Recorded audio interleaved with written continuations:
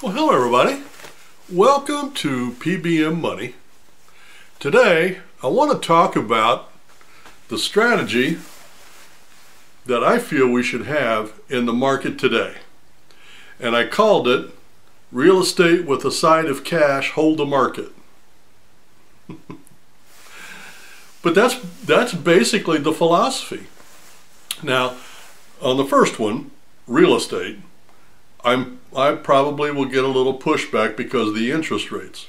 However, I feel like even though the interest rates are there, I still feel like there's plenty of cash available for mortgage loans, and as soon as the interest rate starts to go down, prices should start to go up. So if you can find a property that'll cash flow, chances are in the next couple of years you're going to have some decent appreciation. So I have been doing this now for the last 2 years, all in on real estate. Now, with the side of cash, you need to keep cash reserves for sure, but for right here and for right now, I would be willing to swap cash for real estate as long as it's within safe margins. Because right now the rate of inflation is down a little bit, but we lost 5 or 6% of our buying power in 1 year. Add that up over the last 2 years, we've lost some buying power. So holding cash right now is a losing proposition.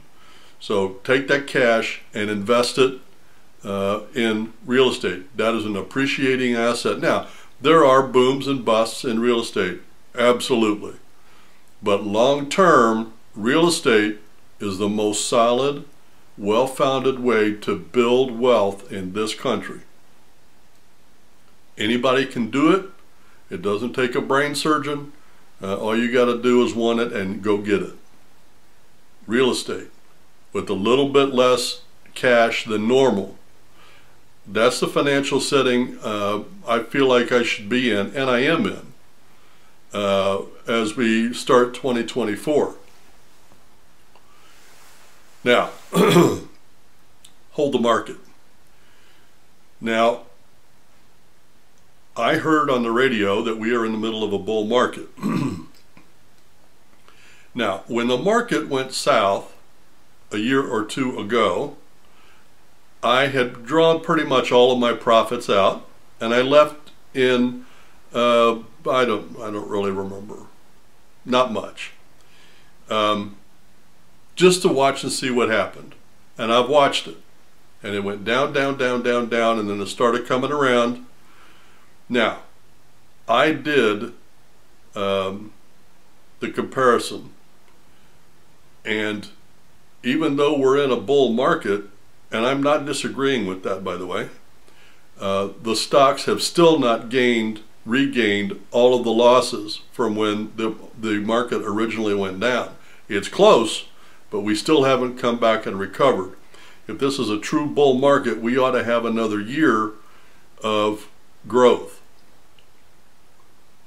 albeit herky-jerky growth. So what I feel like I'm going to do, and again, none of this is financial advice, this is just what I'm doing. I am going to just keep the money there in the market. I'm not adding to it. And I should tell you, before the market went south and we drew most of our profits out, I had been putting in somewhere between $500 and $1,000 a month into the market, in addition to saving for real estate. So we were putting it in there in 2019 and 2020 and just making money hand over fist. By the time the market went south, we'd drawn out most of the profit. It has almost come back to pre-bear market conditions. But I wouldn't add cash to it, not yet. Now I know everybody says don't time the market, dollar cost averaging, blah, blah, blah. I didn't do that. I did individual stocks. And for right here and for right now, the best use of my money, in my opinion, is to put it into real estate. Now, if you want to dollar cost average into the market and that's how you do it, I would not buy individual stocks.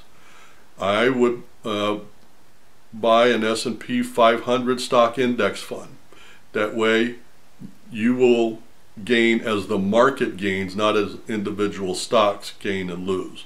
It's a lot more controlled, it's done by professionals, and you have a wider base so that a couple of big losses aren't going to hurt you. So real estate with the side of cash, hold the market. And that's the new philosophy for PBM money in 23 and 24. Well, you guys have a great day, a great week, and happy investing.